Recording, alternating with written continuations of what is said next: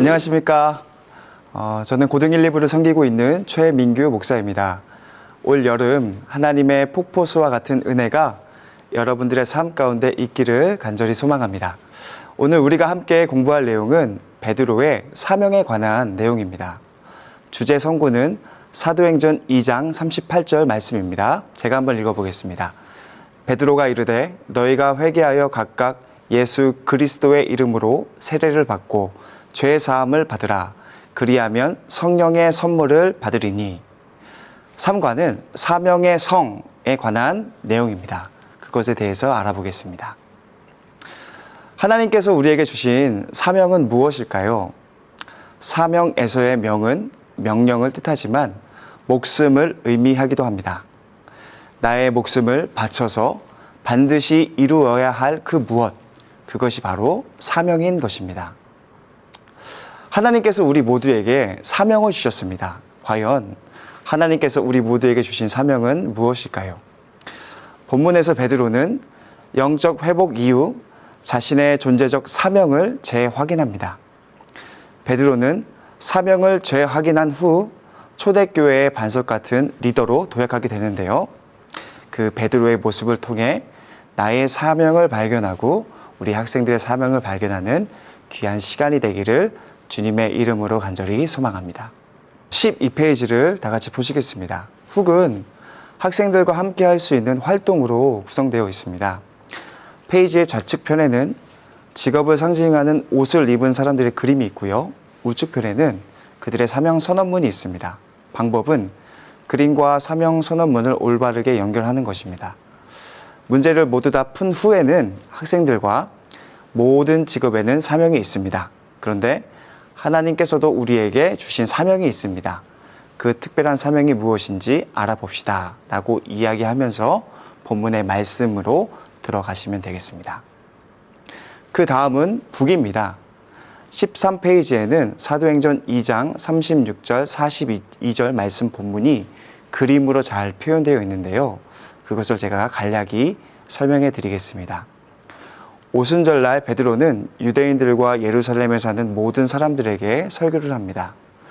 베드로는 제자들에게 일어난 성령 사건이 구약에 등장하는 요엘서에 예언이 성취된 것임을 선포하며 그리스도의 죽으심과 부활하심 그리고 하늘로 승천하심을 선포하게 됩니다. 이러한 사실을 믿는 자에게는 죄의 용서와 성령이 주어진다고 말하며 모든 백성들에게 회개할 것을 촉구합니다. 베드로의 강력한 권면에 많은 사람이 마음의 찔림을 받게 되고 수많은 사람이 자신의 죄를 회개하며 세례를 받습니다. 이날 3,000명이 주님께 돌아오는 위대한 역사가 일어나게 되죠. 이 일을 통해서 그리스도를 구주로 고백하며 그의 죽으심과 부활과 다시 오심을 믿음으로 고백하는 성령의 공동체, 바로 교회가 탄생하게 됩니다. 이러한 배경 지식을 갖고 질문을 하나하나씩 풀어보도록 하겠습니다. 1번입니다. 베드로가 사람들에게 선포한 말씀의 내용은 무엇인가요? 베드로는 예수 그리스도의 이름으로 세례를 받고 죄사함을 받으라고 많은 사람들에게 강력하게 이야기합니다. 38절 말씀에 예수 그리스도의 이름으로 세례를 받고 죄사함을 받으라. 그리하면 성령의 선물을 받으시니 라고 말하며 예수님을 믿음으로 죄사함과 구원을 받을 수 있음을 강력하게 선포하게 되죠. 예수님을 3번 부인한 이전의 베드로와의 모습과는 많이 다름을 우리는 말씀을 통하여 살펴볼 수 있습니다. 2번 질문입니다. 베드로의 말씀에 사람들은 어떻게 반응하나요? 베드로의 설교를 들은 사람들은 회개하며 세례를 받았을 뿐만 아니라 사도들의 가르침을 받으며 교회를 이루어 갔습니다. 베드로의 설교를 들은 사람들은 마음의 찔림을 받았고 자신들이 어떻게 해야 하는지를 물었습니다. 그때 베드로는 회개를 촉구하며 예수님의 이름으로 세례를 받을 것을 권면합니다. 그러자 3,000명이 예수님께로 돌아오는 놀라운 역사가 초대교회 현장에 일어나게 된 것이죠. 이들을 통해 하나님의 초대교회가 이루어지게 된 것입니다. 3번 질문입니다. 베드로가 사람들에게 말씀을 전한 이유는 무엇인가요? 베드로가 예수님으로부터 사람 낚는 어부가 되라는 사명을 받았기 때문입니다. 사명이죠. 요한복음 21장에서 예수님께서는 베드로에게 내 양을 치라, 내 양을 먹이라는 사명을 받았습니다. 베드로는 자신의 사명을 기억하며 담대하게 복음을 전할 수 있었던 것입니다. 이러한 베드로의 모습은 사람 낚는 어부로 부르셨던 예수님의 첫 부르심의 성취였습니다. 하나님께서는 베드로의 사명을 통해 교회를 세우셨듯이 마찬가지로 우리의 모습을 통하여 하나님 나라를 세우고자 하심을 기억하며 살아가는 여러분들이 되시기를 주님의 이름으로 간절히 소망합니다. 마지막 질문입니다.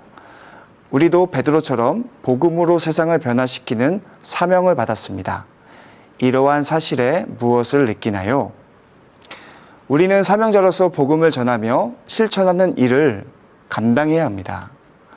우리가 사명자로서 세상을 살아갈 때 믿지 않는 사람들이 비웃고 미련하다고 말할 수 있지만 그때마다 성령님께서 우리를 도우시는 사명을 완수할 수 있도록 기도하며 하나님께 간구하며 하나님을 의지해야 합니다. 이러한 사실을 기억하며 학교와 가정, 사회 등 삶의 자리에서 하나님의 위대한 사명을 감당하는 여러분들의 삶이 되시기를 간절히 소망합니다. 마지막 14페이지 툭입니다. 질문을 보시면 아래 그림에는 사명 발견 체크리스트가 있습니다. 각 항목을 읽고 내가 어느 사명 유형에 속하는지를 확인해 봅시다. 체크리스트가 있습니다. 거기 알맞게 우리 학생들과 선생님들께서 체크해 주시면 되겠고요. 체크리스트 아래는 그 A형, B형, C형의 그림이 나와 있는데요. A형은 예수님을 온전히 닮고자 힘쓰는 훈련자, B형은 예배를 사랑하며 온 마음으로 드리는 예배자, C형은 삶에서 예수님을 전하는 전도자입니다. 가장 많이 체크된 타입을 노란색 원 안에 작성하고 마지막으로 나의 사명이 무엇인지 그리고 사명을 완수하기 위해 무엇을 해야 하는지 생각해보고 적어봅니다. 마지막으로 각자의 사명을 위해 함께 기도하는 시간을 가지고 마무리하시면 되겠습니다. 올 여름 점프 베드로를 통해서 우리 학생들이 하나님의 사명을 발견하고 이 시대 가운데 귀하게 쓰임받는 그리스도의 제자들이 되기를 간절히 소망합니다. 감사합니다.